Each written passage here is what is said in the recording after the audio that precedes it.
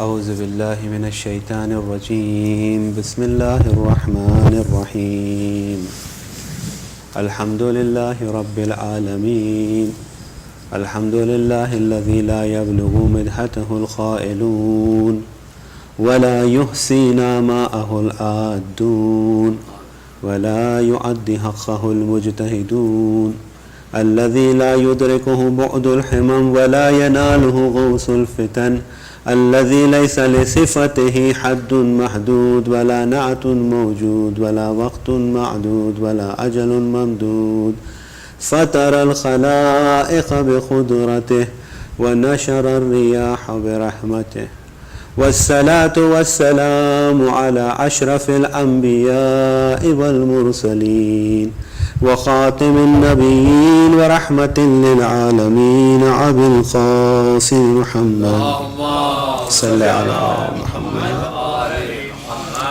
وعلى أهل بيته الطيبين الطاهرين المعصومين المظلومين ولعنة الله على أعدائهم أجمعين من يومنا هذا إلى قيام يوم الدين بسم الله الرحمن الرحيم يا أيها الذين آمنوا كتب عليكم الصيام كما كتب على الذين من قبلكم لعلكم تتقون صلوات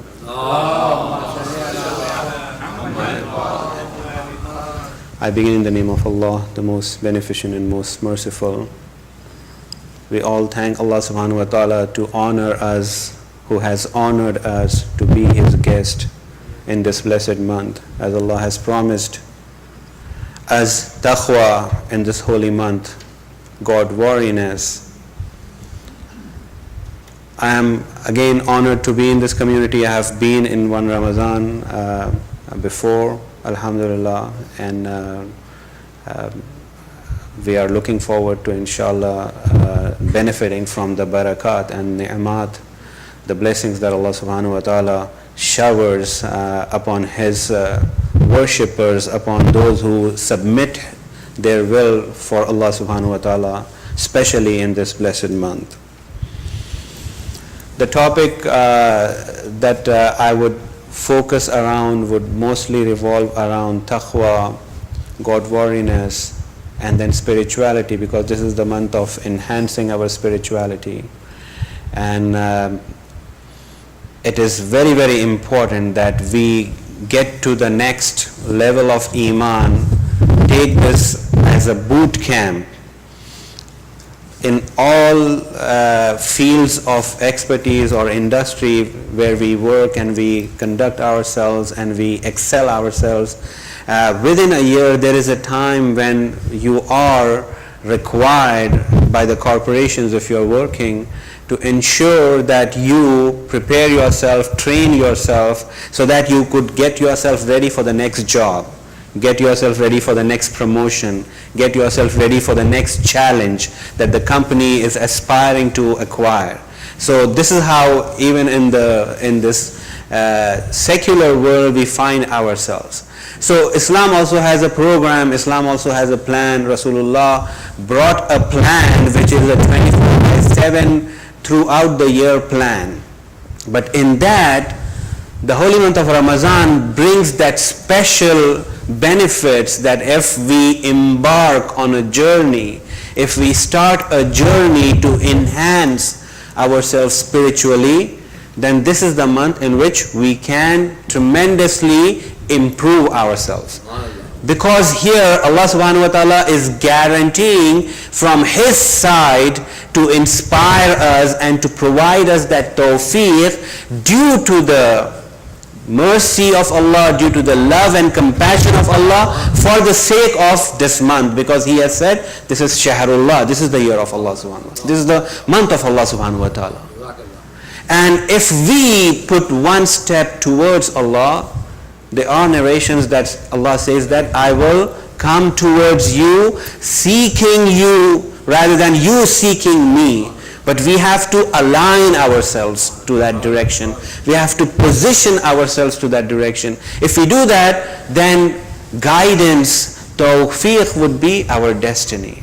Allahumma salli ala Muhammad wa ali Muhammad.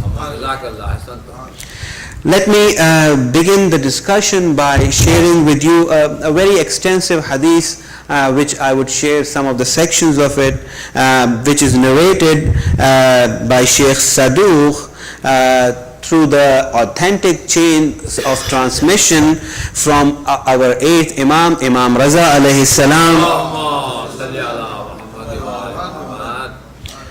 who narrates from his grandfather Amirul Mu'mineen, leading all the way to the Prophet of Allah. And the Prophet of Allah is calling upon the believers for the holy month of Ramadan, how to prepare for the holy month of Ramadan. قَدْ أَقْبَلَ, the Prophet of Allah calls and says, قَدْ أَقْبَلَ عِلَيْكُمْ شَهْرُ اللَّهِ بِالْبَرَكَةِ وَالرَّحْمَةِ وَالْمَغْفِرَةِ. O believers, the month of Allah has arrived to you with blessings, barakah, with rahmah, with compassion and mercy of Allah, and with maghfirah, with forgiveness. So it is like an amnesty. There's an amnesty call. There are so many, we are very familiar with the term of amnesty. A lot of us who have migrated here, and there is this discussion which is very politically charged discussion, whether we should provide amnesty to people who have been illegally living in this country, and the whole debate. But the idea is people who are falling short of legitimacy, people who were not having all the proper documentation when they enter into this country, they are considered to be not legally residing here, but there is a point where the state calls for amnesty and it says, okay, now everyone come over and report yourself and we will legalize you, and from there onwards you can have your regular life. The Shahrullah, the month of Ramadan, for those of us who are sinners, it's like an amnesty. Allah is calling upon us that if we again submit ourselves and report ourselves to this month, then Allah subhanahu wa ta'ala is going to wipe out all the sins that we have committed in the past. This is the month of forgiveness. This is the month of rahmah. This is the month of mercy of Allah subhanahu wa ta'ala. The doors of mercy of Allah subhanahu wa ta'ala are open for those who are listening to the call of amnesty that the holy month of Ramadan is calling for. Please say the salawat.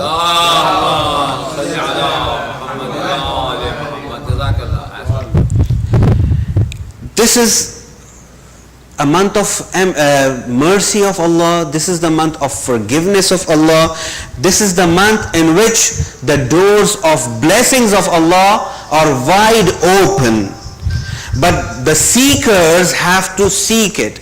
If I keep the door open but the guest is not willing to come in, there is no way for me to be a very good host, to be a very generous host to a guest who is not willing to enter. Allah subhanahu wa ta'ala is saying that I have opened the doors of mercy. I have opened the doors of forgiveness. I have opened the doors of blessings. Enter into my month. This is my month in which I am your host and I am willing to serve you. But you have to come in. You have to make that effort from your end. The narration says, Shahrun huwa indallahi afzalu shuhur. This is the month which is the best of months near Allah subhanahu wa ta'ala. Wa ayyamuhu afzalul ayyam. The days of this month are the best of the days from the whole year. Wa layalihi afzalul layali. The nights of this month are the best nights from all over the year. وَسَاعَتُهُ أَفْزَلُ السَّاعَاتِ. And the hours of this month are the best hours that we can benefit from. And then وَهُوَ شَهْرٌ دُعِيتُمْ فِيهِ إِلَى زِيَافَةِ اللَّهِ. It is a month in which you are invited to be the guest of Allah subhanahu wa ta'ala. The ziyafa here is being done by Allah Himself. Just imagine, my dear brothers and sisters, when we are invited to someone's house based on the person's maqam or the position in society, he is going to be your host. If you are visiting a very poor man, he is going to be kind, he is going to be generous, but you have to sit on the floor and you have to bear with all the hardships that he himself is confronting in his life. But when you go to the house or the palace of a king, when you are invited to the king's palace, the moment you are near the door of the palace, you see the awe all around you.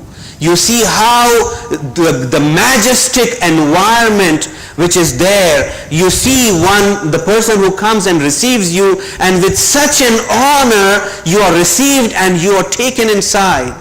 You could feel that pride within yourself. Now, today, this is the day that I am with a king, and I am being honored with this and this and this.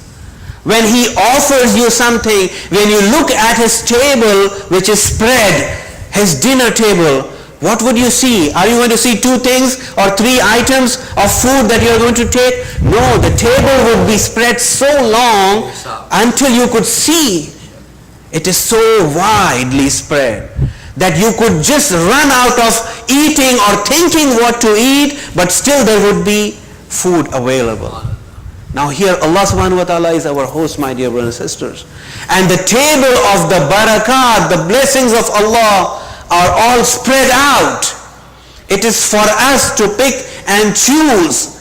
But Allah is not going to be stingy in offering us. He has already invited us. He is the host. We all know when the host offers us, when the host invites us to his house, and he offers us something in front of us, he doesn't say, only please take one or take half of it because there are other guests coming. No. The host says, eat as much as you want. You are my guest tonight, and I am going to serve you the best that is available, that I can afford. Now we are talking about somebody who can afford things infinitely. His affordability cannot be determined. His resources will never run out. And he is saying that I am inviting you to this month. You are my guest. When you enter into this month, I am promising you 3 things, which is maghfirah, forgiveness, rahmah, mercy, and the third one, please recite a salawat. I am planning to also have a quiz in the end of the month for the youth. They can start taking notes, and we will try to have a quiz or an exam, and inshallah we'll try to give some awards to encourage so we could retain information. So barakah, rahmah, and maghfirah. These are the 3 fundamental things that we will be offered if we enter into this month expecting that Allah is our host. We need to put our affairs in this month with Allah, not with us. We should take this month and its ta'arufat or its lawazimat or the things that make this month or the things that enrich us in this month, that should be our priority, nothing else. We should take this month to be our priority, and what has been assigned in this month to be our priority. We should not let this month go just like any other month, any other day, any other routine of the day. Generally how we have a standard routine, we go to work, we come back, in 2 minutes or 1.5 minutes we finish our salat, and then we watch TV for 2 hours, and then we go to bed. This should not be the spirit, my dear brothers and sisters. The spirit should be that this is a special month. We are the special guest of Allah subhanahu wa ta'ala. We are around Him 24/7, and we are being served by Him. And if we are willing to receive the grace that Allah subhanahu wa ta'ala promises, the blessings that Allah subhanahu wa ta'ala promises, then obviously we will be successful in the outcome that Allah subhanahu wa ta'ala promises in the verse that I had the honor of reciting, in which Allah subhanahu wa ta'ala says that fasting has been prescribed to you as it had been prescribed to nations before you. لَعَلَّكُمْ تَتَّقُونَ, so that you attain God-wariness, you become God-wary. But we have to work towards that goal. Another thing that sometimes we fail to recognize, and at least we ponder and we reflect in this part of the world, but there are other parts of the world where Muslims live, but the month of Ramadan has become a month of festivities, the month of food festivities. It has been turned into a food festival. People are just looking forward to eating rather than being hungry and thirsty, rather than contemplating on the hunger and the thirst of the Day of Judgment. And we have to bring back and relive the spirit of Ramadan, the spirit with which Allah subhanahu wa ta'ala had prescribed it, because the end result, we are all striving for that end result.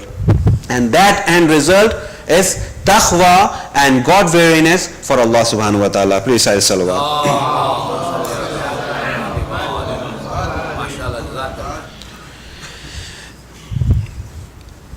وَجُعِلْتُمْ فِيهِ مِنْ أَهْلِ كَرَامَةِ اللَّهِ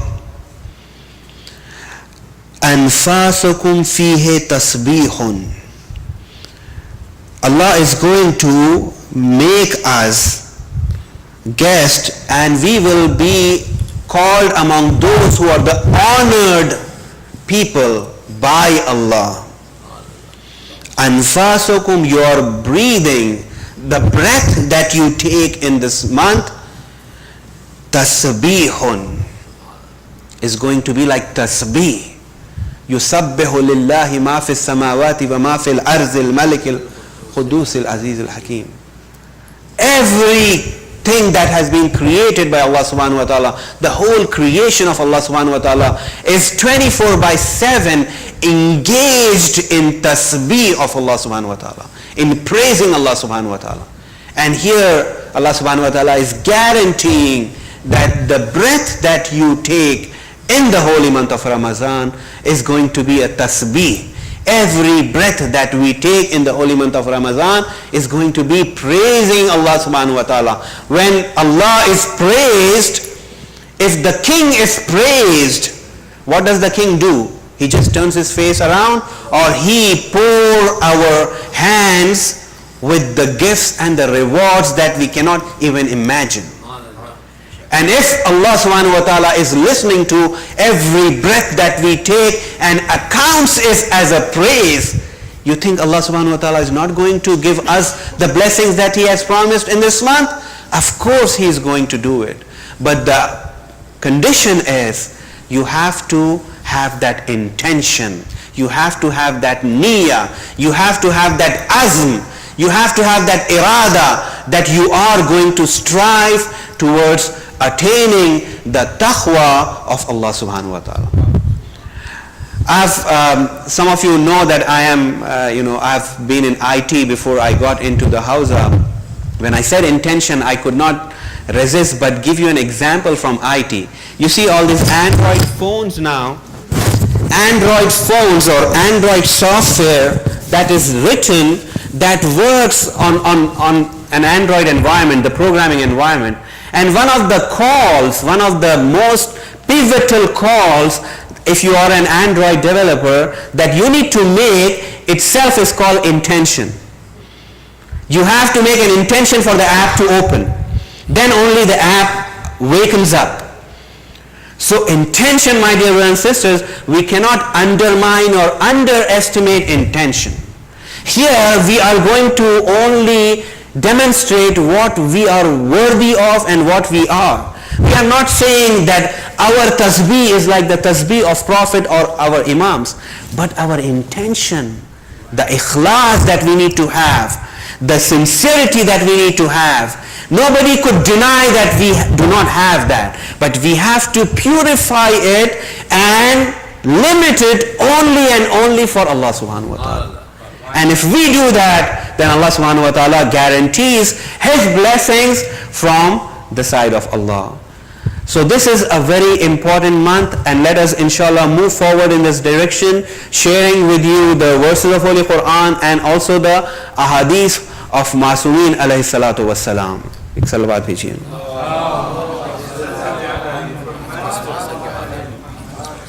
Please recite Surah Fatiha for the marhumin of all those who are present in tonight's program, especially for the sponsors, marhumin of the sponsors, inshallah. Bismillahir Rahmanir Rahim. Alhamdulillah. Ar-Rahman Ar-Rahim. Bismillahir Rahmanir Rahim. Qul huwallahu ahad. Bismillahir Rahmanir